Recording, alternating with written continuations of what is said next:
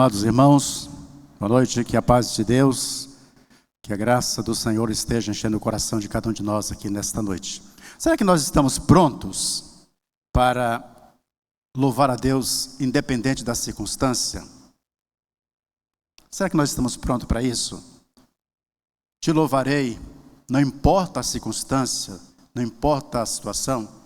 O profeta Abacuque disse: ainda que a figueira não floresça, que não haja fruto na vide, nos quais não haja gado, que o produto da oliveira minta, ainda que tudo dê errado, eu me alegrarei no Senhor, exultarei no Deus da minha salvação.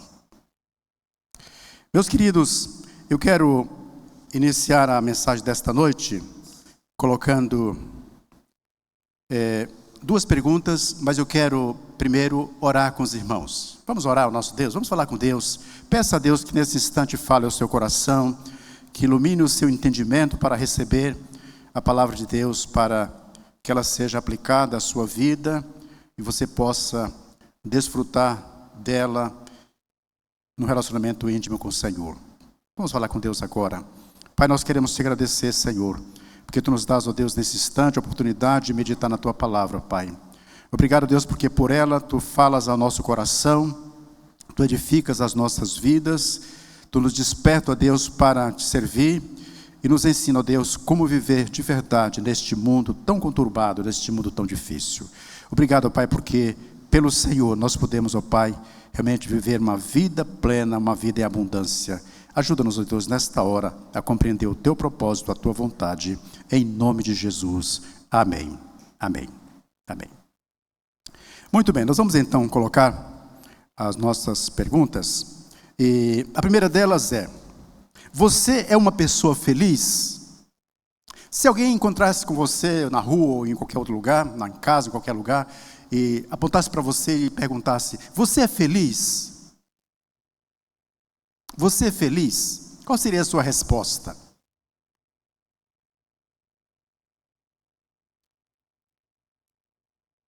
Eu já tenho mais idade do que muitos aqui nesta noite, e eu me lembro que nos anos 70, tocava uma música nos rádios, felicidade não existe, o que existe na vida são momentos felizes. Alguém se lembra dessa música? Dos mais jovens aí? Alguém se lembra? Não acho ninguém, só eu que sou velho mesmo, né? Só eu. Muito bem.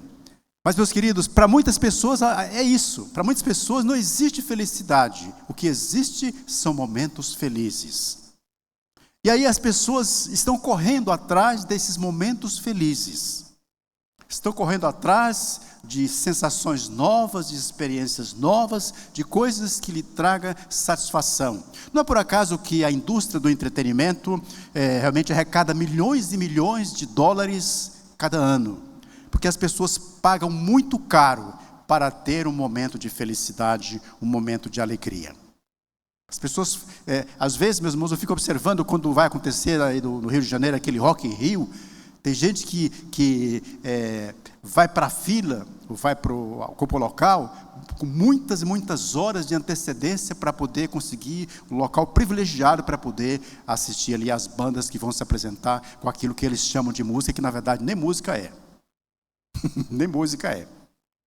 Por quê? Porque as pessoas querem ter uma experiência, né? Querem ter um momento feliz. A nossa outra pergunta é: segundo Jesus, o que torna uma pessoa abençoada e verdadeiramente feliz? É como se nós perguntássemos para Jesus: Jesus, o que é uma pessoa verdadeiramente feliz? Jesus, o que torna uma pessoa verdadeiramente feliz? É uma boa pergunta para fazer para ele, não é, irmãos? E ele com certeza quer nos responder. Nós estamos nesta noite iniciando uma nova série de mensagens em nossa igreja. O Felipe me deu a oportunidade de começar esta série. E nós vamos então trabalhar durante alguns domingos no Sermão do Monte. O Sermão da Montanha, como é chamado também, é uma das mais famosas pregações de Jesus Cristo. E nós temos no Sermão do Monte um dos principais sermões da Bíblia, pregado ou apresentado pelo melhor pregador de todos os tempos, o Senhor Jesus, que é o próprio Deus que se fez um homem e veio nos ensinar a sua vontade. O Sermão do Monte, meus irmãos, ele foi pregado onde é chamado também dos Montes das Beatitudes ou Bem-aventuranças. E esse monte é um local conhecido, no passado era chamado Monte Eremos, localizado entre Cafarnaum, que é onde Jesus exerceu grande parte do seu ministério em Israel, e Teba, ou Taba, no Egito, bem perto do Mar da Galileia. Ali as mediações do Mar da Galileia aconteceram grande parte do ministério, aconteceu grande parte do ministério de Jesus. Foi ali também que Jesus proferiu sua grande mensagem, sua grande parábola do semeador, uma parábola muito conhecida, muito bonita por sinal. E no topo daquele monte, o Monte das Bem-aventuranças, foi construída em 1937 uma igreja. Aquela igreja tem arquitetura octogonal, ou seja, ela tem 8 lados, para exemplificar ou para lembrar as 8 bem-aventuranças do sermão de Jesus. E os vitrais da igreja também lembram estas bem-aventuranças. E naquele lugar, meus irmãos, ali naquele monte onde Jesus proferiu esta mensagem, está uma vasta planície, onde também tem ótimas condições de acústica, e ali Jesus então prega para uma grande multidão, sem microfone, sem a ajuda da tecnologia, dos sons, dos amplificadores, e ali ele consegue alcançar pessoas que estavam bem longe dele, com a sua voz. No Sermão da Montanha, Jesus, meus irmãos, ele faz alguma coisa bem interessante, ele reinterpreta a lei mosaica, na transformação interior, falando da transformação interior e no amor, elevando então a justiça, além da mera observância de preceitos e de mandamentos, mostrando para as pessoas que realmente elas precisam vivenciar um novo padrão de conduta, um novo padrão de vida baseado na vontade do Senhor. E esse sermão é uma espécie, meus irmãos, de manual do reino de Deus. Quem não leu ainda, leia. O Sermão do Monte está melhor colocado em Mateus 5, 6 e 7. Capítulos 5, 6 e 7. Então, ali está o famoso Sermão do Monte. Lucas fala um pouco dele também, e até alguns teólogos acham que o Sermão do Monte, ele permeia todo o ministério de Jesus, através dos seus ensinos, mas ali está o Sermão do Monte facilmente identificado. No Sermão do Monte, Jesus deixa bem claro, meus irmãos, que o referencial de conduta da nossa vida é Deus. É Deus. Jesus veio num tempo onde os rabinos, os mestres da lei judaica ensinavam muitas coisas. E os judeus se apegavam em 613 mandamentos do Velho Testamento. E Jesus então, isso então causava controvérsia entre eles. E Jesus então veio, meus irmãos, para mostrar, para condensar nesse Sermão do Monte como deve ser realmente a vida do cidadão do reino de Deus. E Jesus então estabelece o Pai Celestial como nosso referencial de vida. E ele termina Mateus 5 dizendo: sede, pois, vós perfeitos, como é perfeito vosso Pai Celestial. Ou seja, ele estabelece um padrão elevadíssimo de vida para aqueles que o seguem.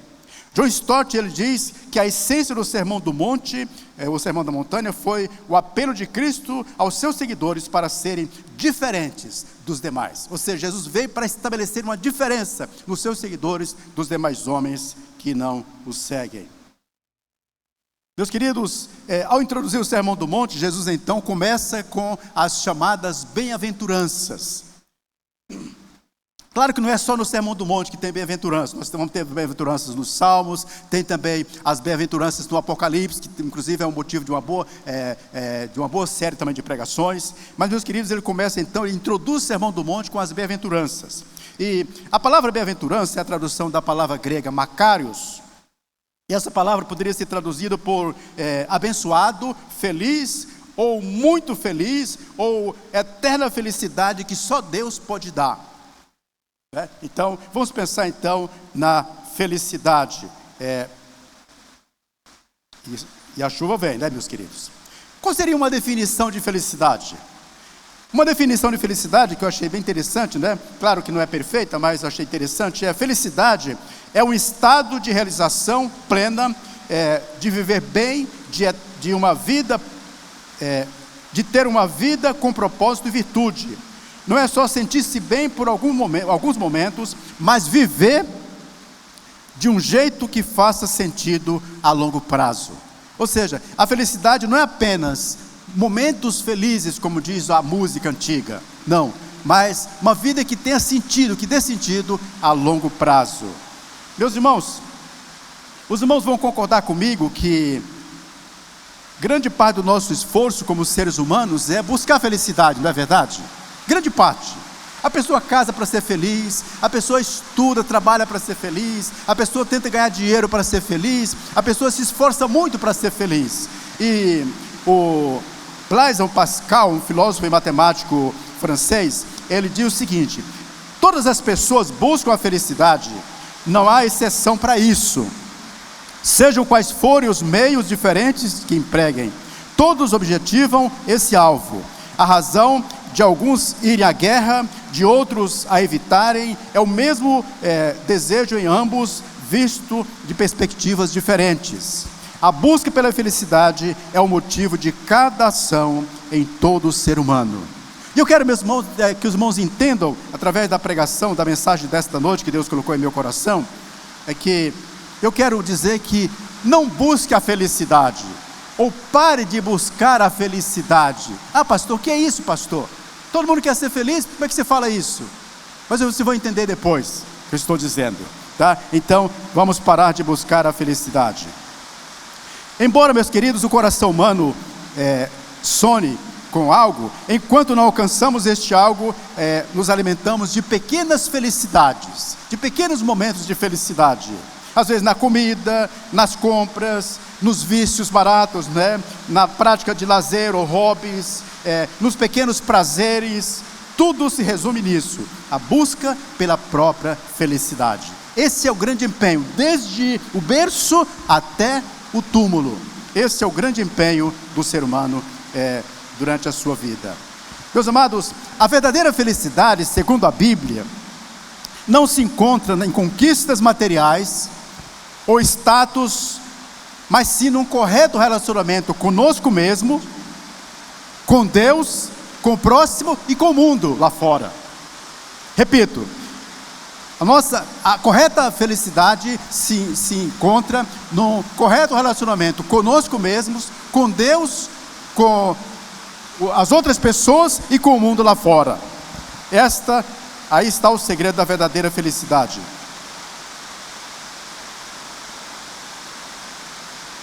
A felicidade, meus amados, eu achei muito interessante essa frase, não é minha, mas eu achei interessante que eu encontrei essa frase. A felicidade não é o lugar onde se vai, mas a maneira como se caminha. Ou seja, não é o lugar onde se vai, onde se alcança, mas é a maneira como se caminha, como se trilha.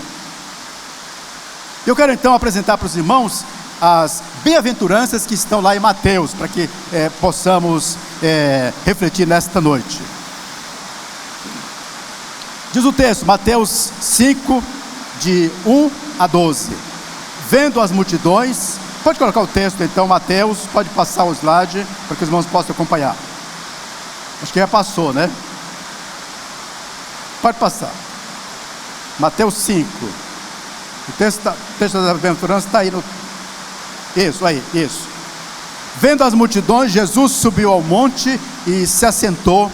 Seus discípulos aproximaram-se dele e ele começou a ensiná-los dizendo: bem-aventurados os pobres de espírito, pois deles é o reino dos céus. Bem-aventurados os que choram, pois serão consolados. Bem-aventurados os humildes, pois eles receberão a terra por herança. Ou os humildes ou os mansos. Bem-aventurados os que têm fome e sede de justiça, pois serão satisfeitos. Bem-aventurados os misericordiosos, pois obterão misericórdia. Bem-aventurados os puros de coração, pois verão a Deus. Bem-aventurados os pacificadores, porque serão chamados filhos de Deus. Bem-aventurados os perseguidos por causa da justiça, pois deles é o reino dos céus. Bem-aventurados serão vocês quando, por minha causa, os insultarem, os perseguirem e levantarem todo tipo de calúnia contra vocês. Alegrem-se e regozijem-se, porque grande é a sua recompensa nos céus, pois da mesma forma perseguiram os profetas que viveram antes de vocês. Aí estão as 8 bem-aventuranças proferidas por Jesus, segundo nos registros Mateus. Meus amados, as bem-aventuranças, a chuva está vindo e está testando aí o serviço do pessoal do teto, né, irmãos? Graças a Deus não está molhando, né? Graças a Deus, está tudo, está aprovado. Só o barulho que falta ainda resolver. As bem-aventuranças, meus irmãos, estão no coração do Sermão da Montanha. E ela estabelece então esta nova ordem, definindo o que significa ser abençoado e verdadeiramente feliz.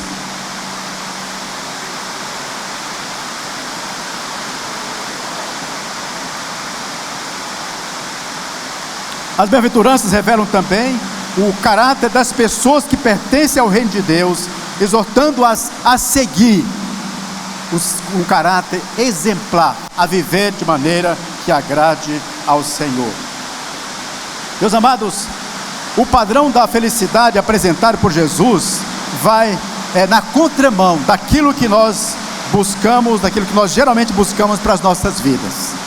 O padrão que ele apresenta é diferente daquilo que normalmente nós buscamos.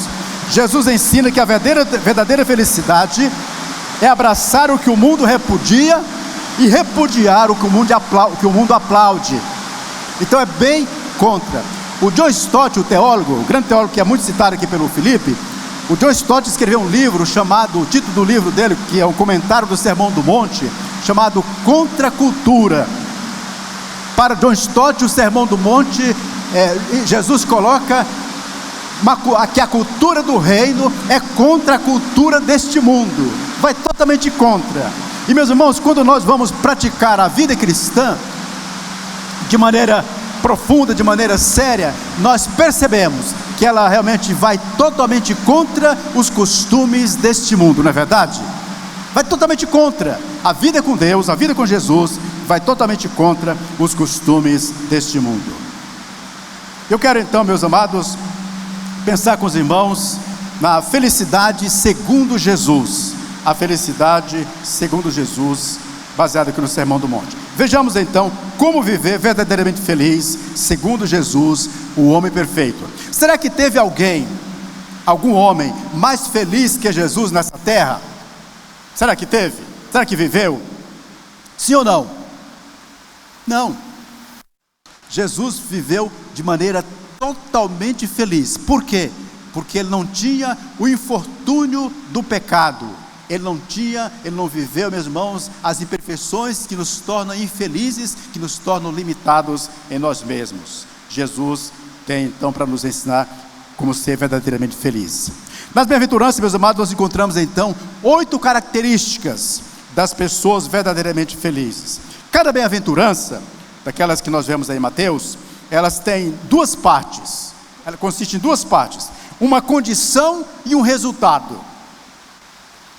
Uma condição e um resultado. Os irmãos vão entender já.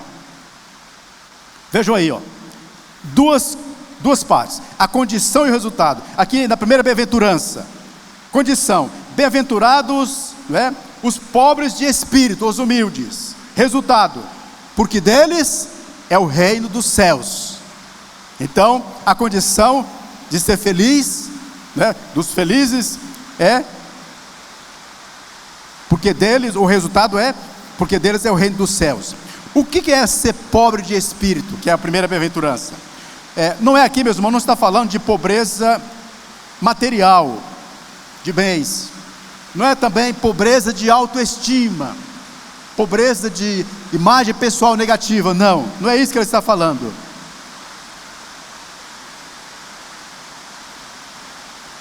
A verdadeira felicidade, meus queridos, é um paradoxo aos olhos do mundo. Ela é um paradoxo, totalmente diferente daquilo que normalmente imaginamos.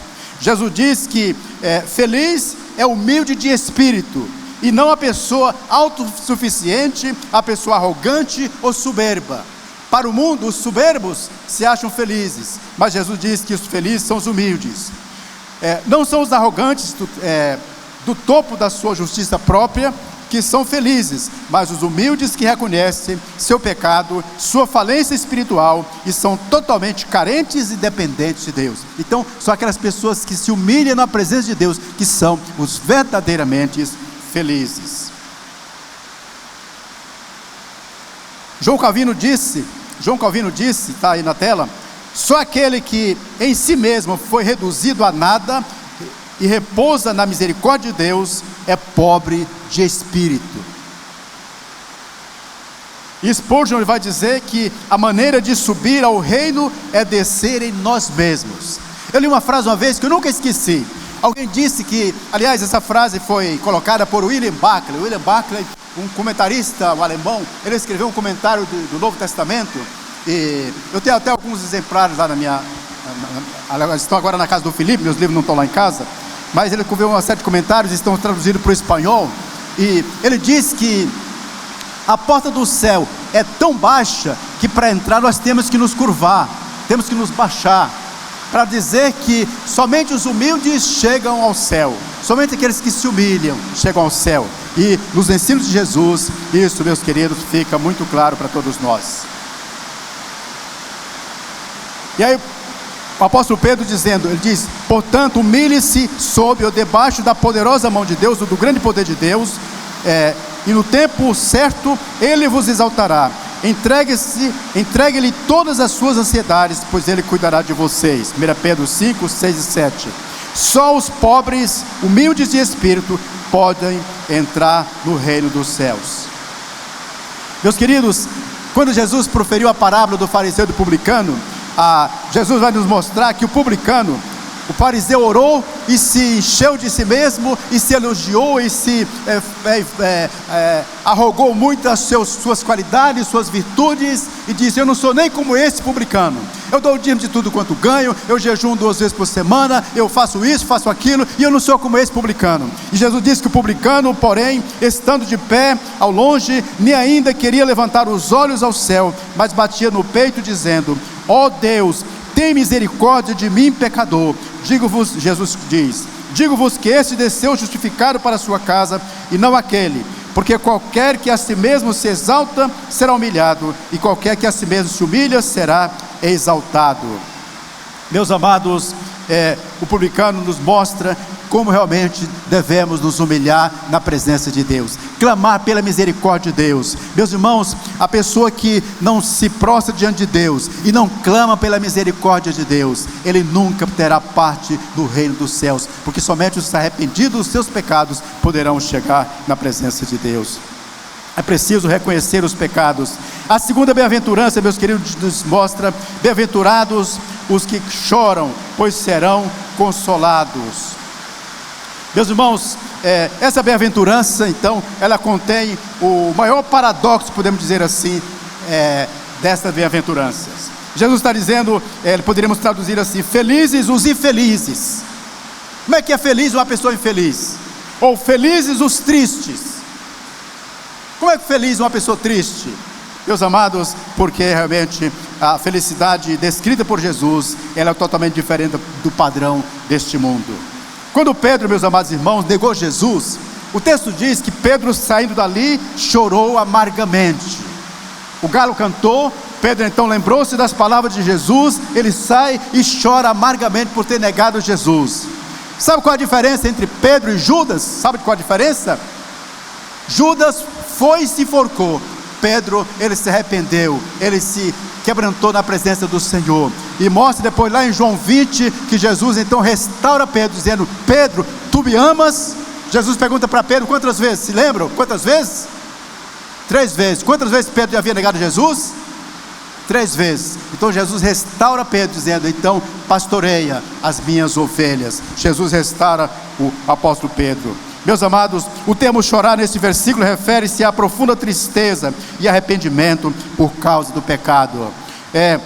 Na primeira bem-aventurança nós vimos que precisamos nos humilhar diante de Deus, reconhecendo a nossa falência espiritual, reconhecendo a nossa insignificância na presença de Deus, reconhecendo a nossa total carência dele. E nessa segunda bem-aventurança, bem-aventurados os que choram, devemos chorar pelos nossos pecados, chorar na presença do Senhor, arrependidos dos nossos pecados. Paulo fala aos Coríntios, ele diz: agora folgo, não porque fostes contristados, mas porque fostes contristados para arrependimento, pois fostes contristados segundo Deus, de maneira que por nós não padecestes dano em coisa alguma, porque a tristeza segundo Deus opera arrependimento para a salvação, da qual ninguém se arrepende, mas a tristeza do mundo opera para a morte. Meus irmãos, a palavra de Deus vai nos mostrar aqui, que a tristeza segundo Deus opera o arrependimento para a salvação. Meus amados, somente aqueles que se entristecem, que choram pelos seus pecados, arrependidos diante de Deus, recebem o perdão, a salvação de Deus. Por isso, meus amados, esses são por Jesus considerados felizes. John Charles Healy, ele diz: felizes são aqueles que lamentam a causa do seu pecado e manifestam pesar por suas próprias imperfeições. Quando eu pastorei em Guatemi, ali durante aquele tempo, em Guatemi, ali em Mato Grosso do Sul, durante muitos anos, fiquei lá 22 anos, né? Durante muitos anos nós trabalhamos com os presos, evangelizando os presos na delegacia da cidade. E meus irmãos, eu vi muita gente chorar ali, muita gente chorar. Você sabia que a gente chora por duas razões, pelos nossos erros? A gente chora pelas consequências dos erros, e a gente chora arrependidos pelos erros cometidos. Chorar pelas consequências é diferente. Eu vi muitos presos lá chorar pelas consequências. Eu estou aqui agora preso, não posso mais ver a minha família, não posso ver minha esposa, meus filhos, minha mãe, não posso ver ninguém, estou aqui e tal. Chorando, consequência.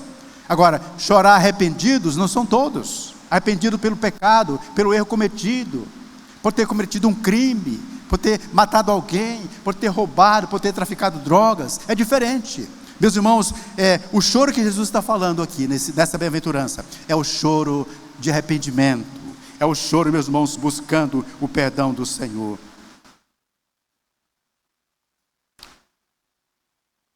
Meus irmãos, a palavra de Deus vai nos mostrar em Apocalipse capítulo 21, que um dia o Senhor, diz aqui a palavra, Ele enxugará dos seus olhos toda lágrima, e não haverá mais morte, não haverá mais pranto, nem lamento, nem dor, porque já as primeiras coisas são passadas. Aqueles que choram arrependidos pelos seus pecados, um dia terão as suas lágrimas enxugadas pelo Senhor. O Senhor que perdoa, o Senhor que salva, o Senhor que dá a salvação, o Senhor que dá a felicidade eterna. Meus amados, o choro pelo pecado é o único caminho para nos livrarmos da ira vindoura, da condenação eterna.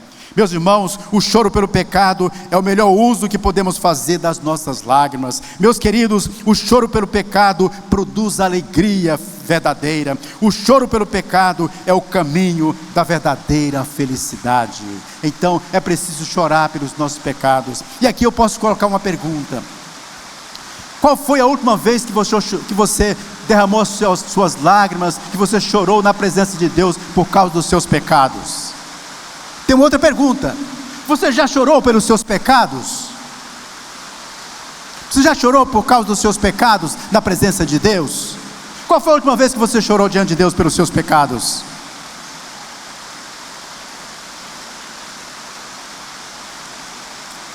A terceira bem-aventurança, meu querido: bem-aventurados os mansos, porque eles herdarão a terra.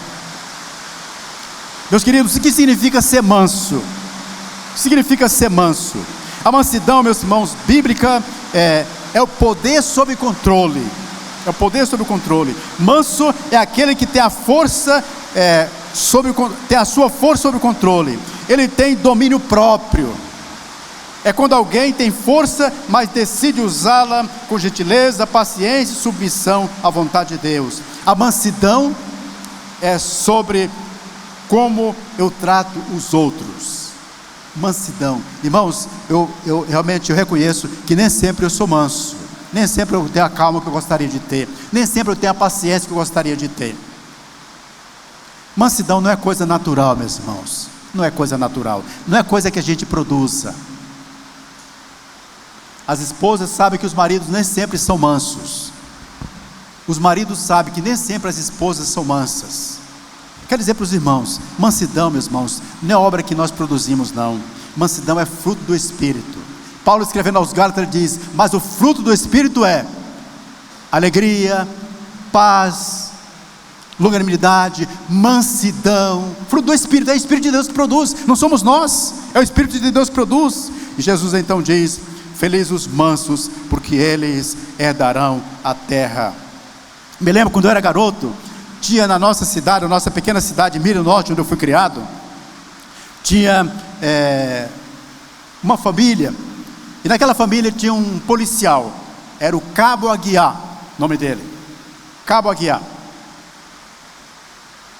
O Cabo Aguiar era tido naquele tempo a cidade pequenininha ali no aquele rincão do norte de Goiás. Cabo Aguiar era temido pelas pessoas. Por quê? Porque ele era muito cruel. Naquele tempo não tinha negócio de promotoria, não tinha negócio de nada. A lei que fazia era a polícia. Ele batia nas pessoas, ele espancava, ele matava, ele aprontava, ele era muito cruel. Um dia ele foi num baile numa cidade que tem lá perto, chamada Barrolândia.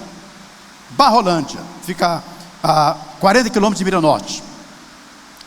E lá naquela festa, um grupo daqueles que apanharam dele se uniram e deram centenas de tiros nele, executaram ele. Eu lembro de uma frase que meu pai sempre dizia: meu filho, sempre tem um mais valente. Nunca seja valente, porque sempre vai encontrar um mais valente. Jesus fala: felizes os mansos, porque eles herdarão a terra. Meus amados, a mansidão é força sobre controle. Jesus diz: aprendei de mim, porque sou manso e humilde de coração, e achareis descanso para a vossa alma. Jesus é o nosso exemplo maior de mansidão.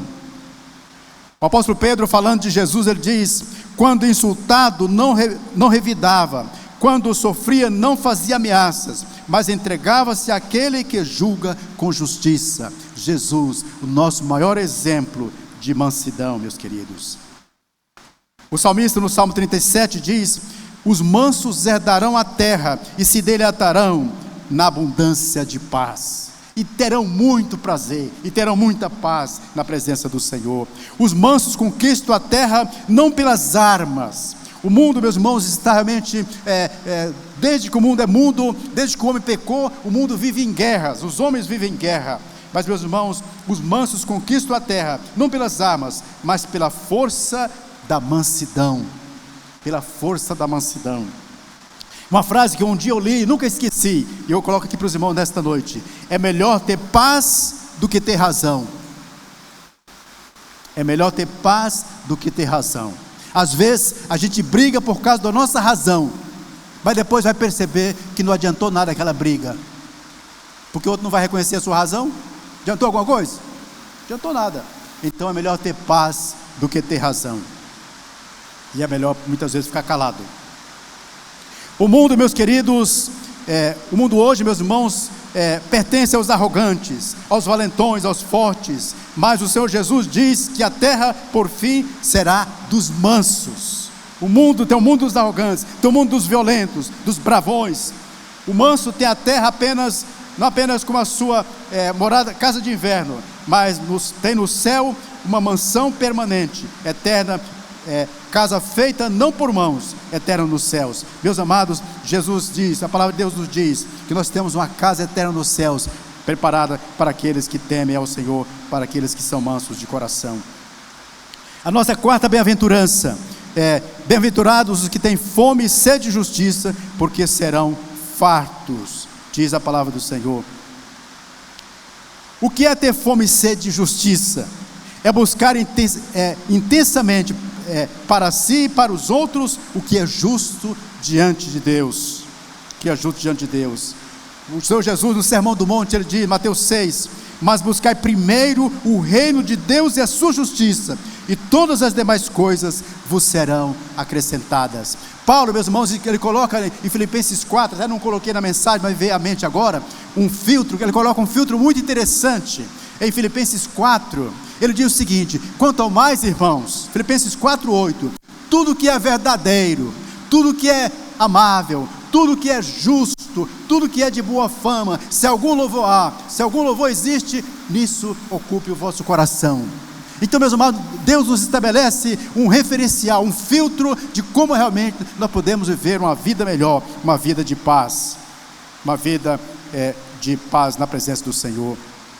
Ter fome e sede de justiça significa ter um desejo profundo, intenso e domínio de viver de forma correta, e contínuo desejo de viver de forma correta, de forma reta, diante de Deus e diante do mundo. Meus amados, é preciso que nós realmente queiramos viver justiça. Quando eu fui negociar o apartamento que nós compramos, nós moramos hoje, conversando com o proprietário ali, negociando, quando a gente vai fazer um negócio que um valor maior, e no meu caso, tudo que eu tinha estava colocando naquele apartamento, toda a minha fortuna estava colocando ali. Então, eu sou uma pessoa muito franca.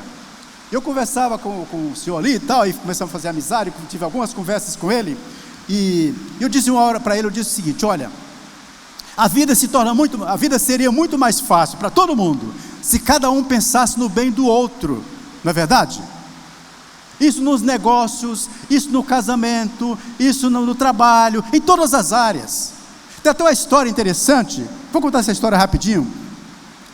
Conta-se que dois irmãos eram sócios, numa plantação, numa lavoura. Um era casado, tinha esposa e filhos, outro era solteiro, e eles produziam bastante. No final da produção, eles dividiam toda a produção no meio, cada um ficava com a metade da produção. E um dia, o solteiro pensou o seguinte: coitado do meu irmão, é casado, tem esposa, tem filhos, eu vou ajudá-lo. Aí começou a pegar sacas de cereal do seu depósito e levar escondido à noite para o depósito do seu irmão. Ao mesmo tempo, o irmão casado pensou o seguinte: poxa vida, meu irmão é sozinho, não tem esposa, não tem filho, não tem ninguém para ajudá-lo, eu vou levar um pouco do meu depósito para o depósito dele. E começou a levar escondido também para o depósito dele. Isso passou algum tempo e cada um começou a perceber que o seu depósito não diminuía, levando para o outro e não diminuía. Um belo dia, os dois se encontram no meio do caminho à noite, cada um com a saca nas costas, em direção ao depósito do outro. Foi aí que eles entenderam que não diminuía, porque cada um estava pensando no melhor para o outro. Meus irmãos, se cada um pensar no melhor para o outro, a vida fica melhor para todo mundo, não é verdade? Por isso que o mundo, meus irmãos, realmente não é tão fácil, porque existe a ganância, o egoísmo, o egocentrismo, que tanto atrapalha a vida das pessoas. Mas Jesus diz: bem-aventurados, felizes os que têm fome e sede de justiça, procuram o que é justo, o que é correto. Meus amados, o que é ter fome e sede de justiça? É sentir-se insatisfeito com o pecado, com a superficialidade espiritual, com a frieza de coração. É ter fome e sede de justiça. Ter fome e sede de justiça é reconhecer que nada neste mundo pode satisfazer o vazio da nossa alma. É desejar ardentemente ser moldado conforme a imagem de Cristo, buscando viver uma vida digna do Evangelho, de maneira digna do Evangelho.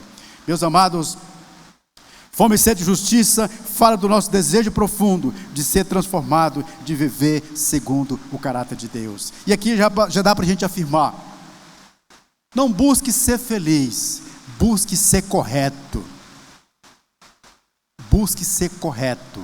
Honre as suas palavras, honre os seus compromissos, honre a sua vida, porque isso vai te dar um bom resultado, isso vai te fazer viver bem. Meus amados, é preciso que nós realmente tenhamos sede e fome de justiça. O salmista no desses salmos de Corá, Salmo 42, ele diz: a minha alma tem sede de Deus, do Deus vivo. Quando irei e me verei perante a face de Deus? Meus amados, o salmista está aqui falando, meus irmãos, do seu anseio profundo por uma profunda conexão com Deus, uma vida com Deus, um relacionamento com Deus. Ter fome e sede de justiça equivale, meus irmãos, também aqui a ter fome de Deus. No último dia, o grande dia da festa, Jesus se levantou e disse em alta voz: se alguém tem sede, venha a mim e beba, pois as escrituras declaram: rios de água viva brotarão do seu interior, quem crê em mim. E João acrescenta aqui, no outro versículo, dizendo, isso ele disse a respeito do Espírito que haviam de receber os que dele crescem. Então Jesus está dizendo, olha, se alguém tem sede, venha a mim e beba. Se nós temos sede de Deus, nós temos sede de justiça, sede de viver uma vida correta, sede de viver uma vida santa, devemos buscar isso em Jesus, porque Ele satisfaz esta sede completamente. Jesus também disse, eu sou o pão da vida, aquele que vem a mim nunca terá fome, e aquele que crê em mim nunca terá sede. Meus amados, o mundo nos oferece muitos prazeres, mas meus irmãos, só Deus pode nos dar plena satisfação. Sabe por quê, meus irmãos, nós os homens passamos a vida inteira correndo atrás de dinheiro, dos bens materiais, sabe por quê? Porque eles nos dão a falsa sensação de felicidade. O dinheiro nos dá acesso a muitos prazeres, o dinheiro nos dá acesso, mas meus irmãos, só que as coisas mais importantes, o dinheiro não pode comprar, então, felizes os que têm fome e sede de justiça, não de dinheiro, não de bens materiais. Claro, não é pecado ganhar muito dinheiro, desde que isso seja feito de maneira honesta, correta. Não é pecado ser rico, não é pecado ter nada disso. Mas, meus irmãos, nosso maior anseio deve ser buscar viver uma vida que agrada ao Senhor, uma vida de justiça, de santidade. A quarta bem-aventurança, meus queridos, ainda, a felicidade verdadeira é resultado da justiça de Deus em nós. Justiça fala de santidade, fala de retidão, fala de vida íntegra, de vida pura. Meus irmãos, Deus quer que nós tenhamos uma vida íntegra diante dEle e diante dos homens. Quem tem fome e sede de justiça será plenamente farto ou satisfeito, diz o Senhor Jesus. Meus queridos, a quinta bem-aventurança, bem-aventurados os misericordiosos, porque alcançarão misericórdia. Os romanos, meus irmãos, eles não consideravam a misericórdia uma virtude, mas uma enfermidade da alma. Para os romanos, ser misericordioso era ter uma alma defeituosa. Vivemos um tempo onde a misericórdia parece estar desaparecendo da terra. Agora, essa semana, terça-feira, teve aquele incidente lá no Rio de Janeiro, onde a polícia ataca bandidos e mais de 100 pessoas foram mortas. Parece que 121 pessoas foram mortas. Aquelas pessoas, meus irmãos, eles se entregaram aos prazeres, eles se entregaram de maneira total aos prazeres, buscando ganhar dinheiro, ganhar riqueza de qualquer maneira, não importando quem morresse, quem sofresse. Meus queridos, vivemos um tempo onde a misericórdia, meus irmãos, está desaparecendo da terra. Mas, meus irmãos, misericórdia é lançar o coração na miséria do outro, é estar pronto a qualquer tempo para aliviar a dor do outro. Eu estava lendo alguma coisa sobre aquele episódio, e um dos que morreram naquele confronto com a polícia, tinha o apelido dele, sabe o que era? Mata-rindo. Diz que ele matava as pessoas sorrindo, ele se divertia em matar as pessoas, ou seja, ele não tinha a mínima de misericórdia das pessoas. Lá descobriram um grande buraco lá no local lá, onde eles matavam as pessoas, jogavam num buraco muito profundo, eles ali faziam o julgamento deles e matavam as pessoas e jogavam ali. Misericórdia nenhuma. Esse é o mundo que nós vivemos, meus irmãos.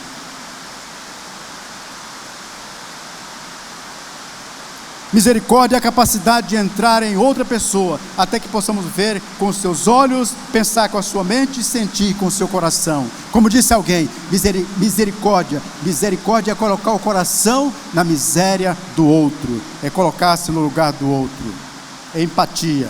O cristão pode ter a oportunidade de vingar-se, de ferir pessoas que o feriram, mas não fará, mesmo que tenha condições e até poder para fazê-lo. Sempre estenderá misericórdia para as outras pessoas. Meus irmãos, a Bíblia fala, Deus diz, minha é a vingança, eu a retribuirei. Não cabe a nós fazer a vingança, não cabe a nós. Eu tive na minha família uma vez uma experiência muito difícil, uma tragédia na minha família, mas nunca passou no meu coração vingança, nunca passou, porque eu sei que a vingança não resolve. Graças a Deus, naquela época eu já era crente, e meus irmãos, eu sei que a vingança pertence a Deus. Nós devemos ter misericórdia daqueles que sofrem. A misericórdia se manifesta no perdão. Aquele que é misericordioso, perdoa. Eu posso pregar até 10 da noite, porque a chuva pelo jeito não vai parar, né, irmãos? Então vamos lá.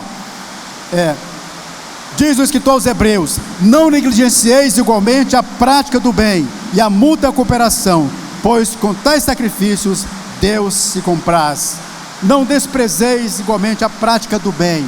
E a Bíblia diz, pelo apóstolo Paulo em Gálatas: façamos o bem a todos. Meus irmãos, desde que eu me converti, eu passei a ter uma filosofia de vida: se eu não posso ajudar alguém, eu não atrapalho. Se eu não posso ajudar alguém, eu não prejudico. Eu posso até prejudicar alguém em algum momento, porque eu sou imperfeito, mas de sã consciência, eu não me decido prejudicar alguém, porque eu sei que isso não agrada a Deus, isso não é bom para a pessoa e nem para mim. Então é bom ter misericórdia. Irmãos, hoje está sendo testado o serviço. Irmão, vá anotando aí, para depois fazer as observações com o pessoal que está trabalhando, né, irmãos? Em quinto lugar, a misericórdia, meus queridos, consiste em tratar as pessoas de um modo melhor do que elas merecem de nós. Misericórdia é isso: tratar as pessoas de um modo melhor do que elas merecem de nós. Às vezes, quando alguém nos fere ou nos maltrata, nós queremos vingança. O nosso instinto pede vingança. Mas, meus irmãos, devemos tratar as pessoas de uma forma melhor do que elas merecem de nós. Porque, meus irmãos, misericórdia não é merecimento, é misericórdia. Deus não nos trata por merecimento, Deus nos trata com misericórdia. Diz a palavra de Deus que Deus é misericordioso para conosco, não querendo que ninguém se perca, não querendo que ninguém seja destruído. Sexto lugar, bem-aventurados os limpos de coração, porque eles verão a Deus. O Senhor Jesus Cristo, falando sobre o coração, Ele diz: porque do interior do coração dos homens saem os maus pensamentos, os adultérios, as fornicações, os homicídios, os furtos, a avareza, a maldade, o engano, a dissolução, a inveja, a blasfêmia, a soberba, a loucura. Todos estes males procedem de dentro e contaminam o homem. Eu já ouvi muitas pessoas dizer assim: ah, mas eu tenho um coração muito bom. Ah, mas eu tenho um coração muito bom. Eu fico pensando: coitada, que ilusão. Meus irmãos, o nosso coração não é bom. Como nós vimos aqui, o nosso coração é perverso, o nosso coração é mau, o nosso coração é contaminado, o nosso coração não é bom. O coração, meus irmãos, ele é o manancial do bem e do mal. Tiago vai dizer que da mesma boca sai bênção e sai maldição. Então nós somos totalmente contaminados pelo mal. A Bíblia ensina, meus queridos, como ter um coração puro. Jesus diz: bem-aventurados os puros de coração, porque eles verão a Deus. E a Bíblia ensina, Apocalipse 22:14 diz: bem-aventurados, felizes, aqueles que lavam as suas vestiduras no sangue do Cordeiro, para que tenham direito à árvore da vida e entram na cidade pelas portas. Meus irmãos, ter um coração limpo somente pelo sangue de Jesus Cristo, somente sendo lavados pelo sangue de Jesus Cristo. O apóstolo João diz: mas o sangue de Jesus Cristo, seu Filho, nos purifica de todo pecado. 1 João 1,7. Ser limpo de coração não é simplesmente ser limpo por fora, ter boa reputação, mas ser limpo no íntimo, no caráter, e ser limpo para com Deus. Os limpos de coração não tem nada a esconder. Meus queridos, os limpos de coração não tem nada a esconder. Aqui, meus irmãos, está um parâmetro muito interessante. Se o que eu vou fazer todo mundo soubesse, será que eu ficaria envergonhado? O que eu vou fazer agora? que eu vou fazer, ou que eu estou fazendo, envergonharia os meus familiares, os meus pais, a minha mãe, meu marido, minha esposa. Meus queridos, devemos ser sinceros. Às vezes não é fácil ser sincero, às vezes é muito difícil, mas nós precisamos ser sinceros diante de Deus e diante das pessoas e diante de nós mesmos. São felizes os limpos de coração, porque eles verão a Deus, diz o Senhor Jesus. Cada bem-aventurança, meus queridos,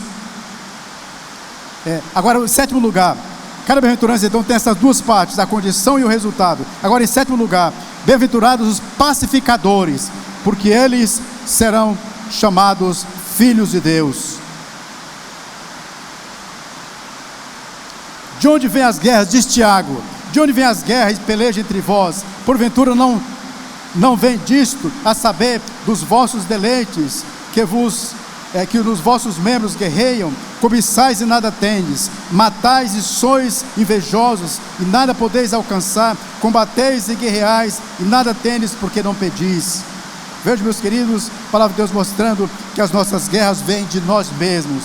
Às vezes, quando nós temos um problema com alguém, nós sempre achamos que outro é culpado. Nós esquecemos que nós também temos a nossa parte na culpa. Nunca um lado só tem culpa. Em Romanos, vamos ver, meus queridos, uma fórmula da palavra de Deus para vivermos, meus irmãos, como pacificador.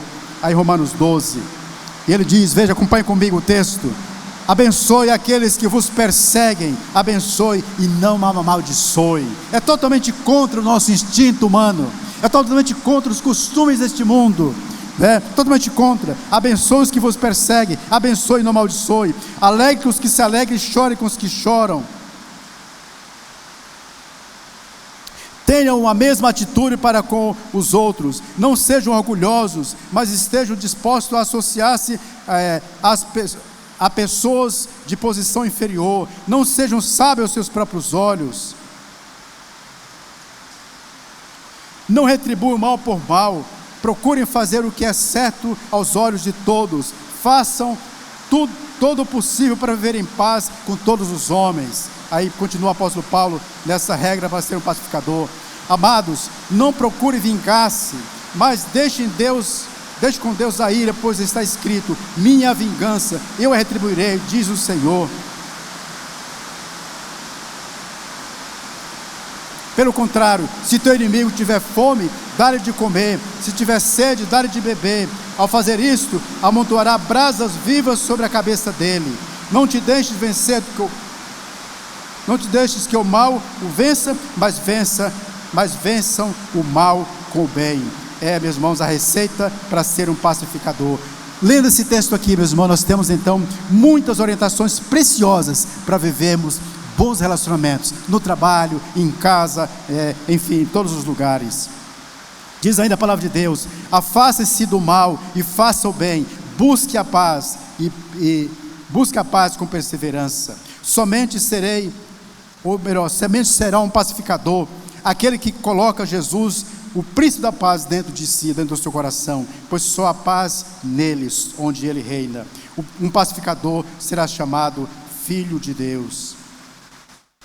Meus irmãos, no mundo ferido pela guerra, pela violência, onde se levantam muros de inimizade, felizes são os que construtores de pontes e não os cavadores de abismos. Felizes são os que promovem a paz e não os que provocam contendas. Felizes são os ministros da reconciliação e não os operadores de contenda. Meus irmãos, devemos sempre buscar, Paulo diz ali, no que depender de nós, ou seja, do nosso esforço, devemos ter paz com todos os homens, com todas as pessoas. Finalmente, meus queridos, bem-aventurados os perseguidos por causa da justiça, porque deles é o reino dos céus. E aí diz a palavra, felizes são vocês quando por minha causa vos sofreram zombaria, perseguição, quando outros, mentindo, disserem todo mal ou toda maldade, todo tipo de maldade a seu respeito. Alegrem-se, exultem, porque é grande a sua recompensa no céu. E lembre-se de que os antigos profetas foram perseguidos da mesma forma. A perseguição, meus amados irmãos, perseguição não deve ser objetivo, mas é uma consequência de se opor às justiças deste mundo e viver de acordo com os princípios do reino de Deus. Perseguição vem. O cristão é perseguido por causa da sua identidade cristã. Todo aquele que quer viver corretamente como cristão, ele vai ser perseguido, diz a palavra de Deus. O apóstolo Tiago vai mostrar isso. A perseguição para os seguidores de Jesus Cristo, ela é inevitável de certa forma. É inevitável. Paulo diz, e também todos que querem viver piedosamente em Cristo Jesus serão perseguidos de alguma forma. Meus irmãos, Jesus nos deixa claro uma informação muito importante. Ele diz que o mundo nos odeia. O mundo odeia o povo de Deus. Se o mundo vos odeia, tenha em mente que antes me odiou. Se vocês pertencessem ao mundo, ele os amaria como se fossem dele. Todavia, vocês não são do mundo, mas eu os escolhi, tirando-os do mundo, por isso o mundo os odeia. Aí diz o apóstolo Tiago: adúlteros, vocês não sabem que a amizade com o mundo é inimizade com Deus? Quem quer ser amigo do mundo, faz-se inimigo de Deus. E não sejais, diz o apóstolo Paulo, e não sejais conformados com este mundo, ou não tome a forma, não aceite os princípios deste mundo para a sua vida, mas sede transformados pela renovação do vosso entendimento, para que experimenteis qual seja a boa, agradável e perfeita vontade de Deus. Meus irmãos, a grande tentação que nós enfrentamos como crentes, como cristãos, é nos conformar com este mundo, é adotar para a nossa vida os costumes deste mundo, né? Os valores deste mundo. Mas a palavra de Deus nos diz: não se conforme, ou diz na outra versão, não vos conformeis, não aceite. Se o mundo faz isso, eu não sou mundo, eu sou servo do Senhor, eu sou servo de Jesus, eu sou seguidor de Jesus. Comigo o padrão é outro, comigo o padrão é diferente. Meus amados, seguir Jesus significa enfrentar hostilidade, tanto religiosa quanto política. Jesus, meus irmãos, encoraja os seus discípulos a perseverar, lembrando que o reino dos céus pertence aos que suportam a perseguição por amor dele. Meus irmãos, nesse instante, tem muitos irmãos nossos.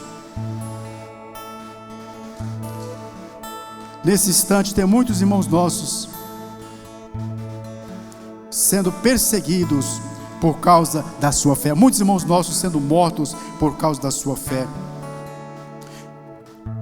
Em uma pesquisa, veja bem, uma pesquisa com pastores de igrejas perseguidas, pesquisa recente, eles afirmaram: a perseguição nunca conseguiu matar a igreja. O que mata a igreja é a acomodação. Meus irmãos, o que tem matado a igreja não é a perseguição, mas é a acomodação. A igreja tem se acomodado, a igreja tem se conformado com os costumes deste mundo, com as práticas deste mundo. Meus irmãos, para este mundo, por exemplo, não é fácil encontrar um homem fiel à sua esposa. Não é fácil. É comum os homens traírem a esposa. Para este mundo é muito normal as pessoas mentirem nos negócios, as pessoas serem desonestas. Mas, meus irmãos, para o servo de Deus não pode ser assim. Nós somos diferentes, nós devemos viver de forma diferente. Então, diz aqui nossa anotação, diz: os perseguidos por causa da justiça, por causa de Jesus, receberão a herança do reino de Deus e terão uma recompensa nos céus. Chegando para a conclusão da nossa mensagem, meus irmãos, talvez você pense: se eu tivesse muito dinheiro, eu seria uma pessoa feliz. Você já pensou assim? Porque quase todos nós já pensamos assim, não é verdade? Se eu tivesse uma boa saúde, eu seria uma pessoa feliz. Se eu tivesse a minha casa, ou se eu tivesse uma casa melhor, uma casa boa, eu seria feliz. Se eu tivesse um bom casamento, eu seria feliz. Se eu tivesse um bom emprego, eu seria feliz. E aí muitas outras coisas. Mas eu quero te dizer, meus irmãos, uma coisa: muitas pessoas já alcançaram tudo isso que você falou, que você pensou, e não são felizes. Não são felizes. A felicidade do mundo, ela é passageira. A felicidade que o diabo oferece, ela é mentirosa e custará a sua alma. A felicidade verdadeira só pode ser encontrada ou desfrutada por meio de Jesus Cristo, do relacionamento profundo com Deus. Aqui em nossa igreja fala muito de relacionamento. Fala muito de relacionamento. Meus amados, relacionamento com Deus tem a ver com obediência. Tem a ver com andar com Ele cada dia em obediência à vontade dEle. Jesus diz: o ladrão vem para roubar, matar e destruir. Eu vim para que tenham vida e uma vida plena que satisfaz. A vida verdadeira está em Jesus. A felicidade verdadeira está em Jesus. Está em Jesus. Por isso, não busque felicidade, ou pare de buscar felicidade.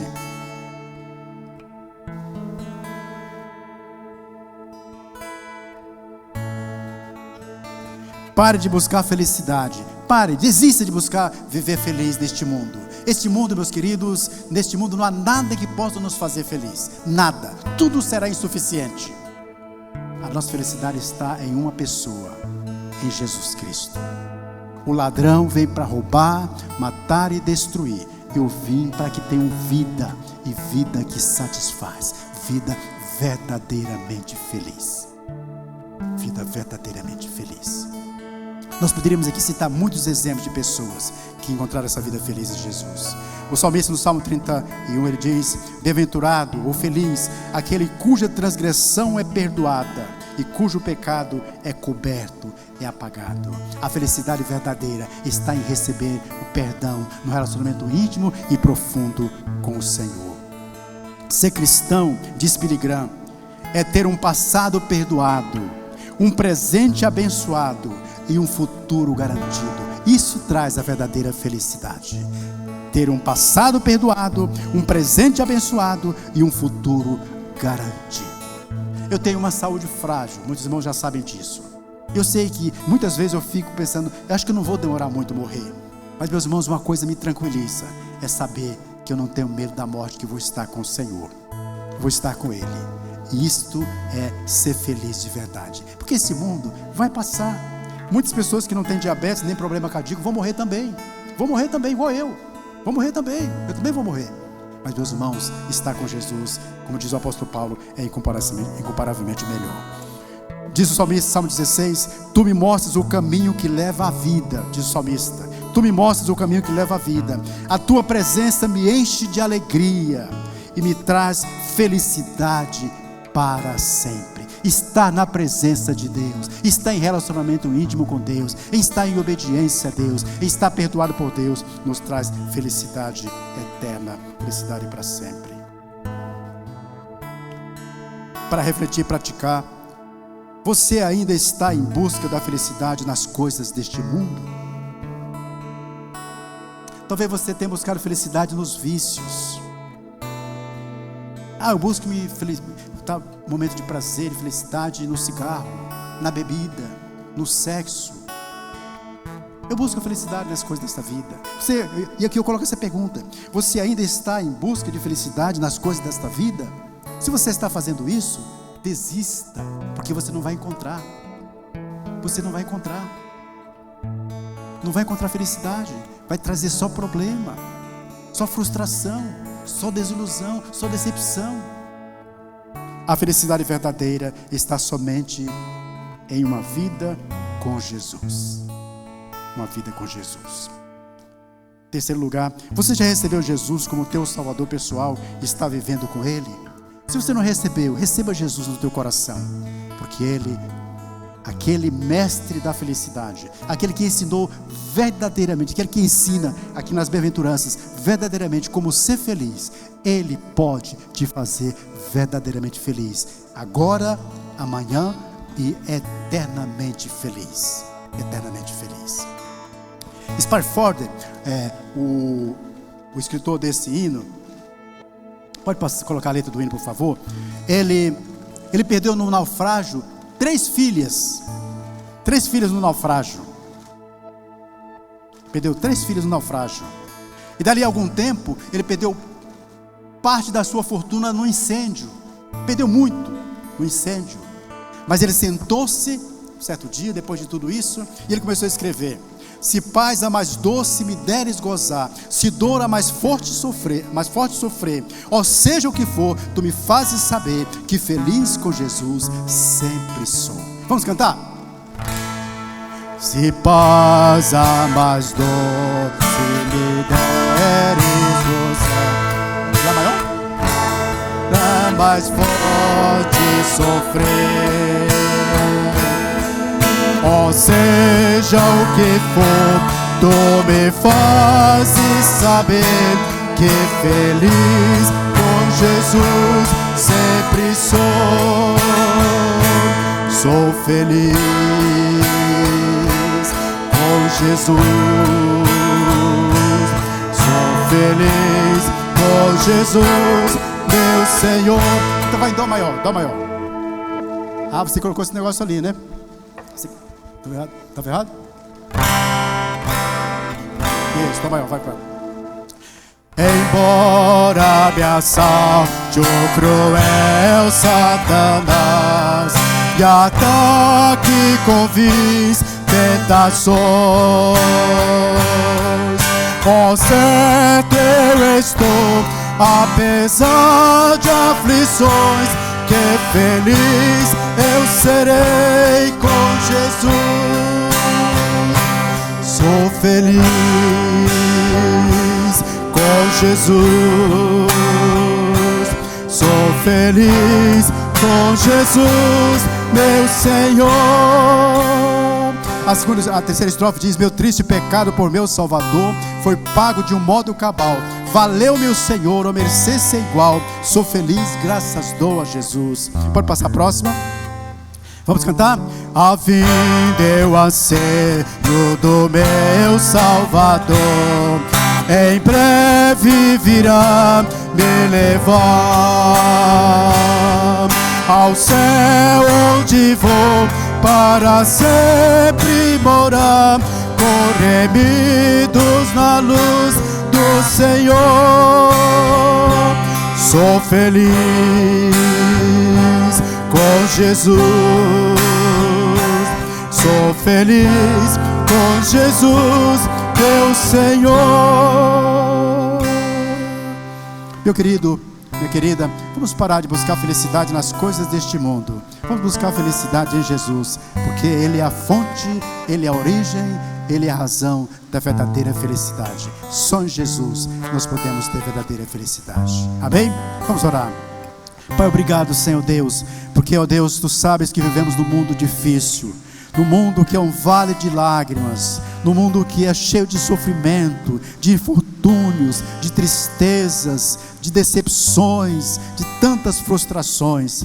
Mas obrigado, Senhor, porque em Jesus Cristo, na Tua palavra, nós encontramos, ó Deus, a fonte, a origem, a razão da verdadeira felicidade. Obrigado porque Jesus Cristo, como diz o grande compositor Handel, Jesus Cristo é a alegria dos homens, a alegria verdadeira. Jesus é a nossa verdadeira felicidade. Ele veio nos trazer vida, vida plena, vida com V maiúsculo, vida de verdade. Ó Deus, que realmente possamos, ó Pai, desistir de buscar felicidade nas coisas deste mundo e buscar a felicidade verdadeira em Jesus Cristo, no relacionamento íntimo com Ele, arrependido dos nossos pecados, buscando o perdão dEle, buscando servi-lo, buscando honrá-lo em nosso viver cada dia. Obrigado, Senhor Deus, por este momento, em nome de Jesus Cristo. Amém, amém, amém.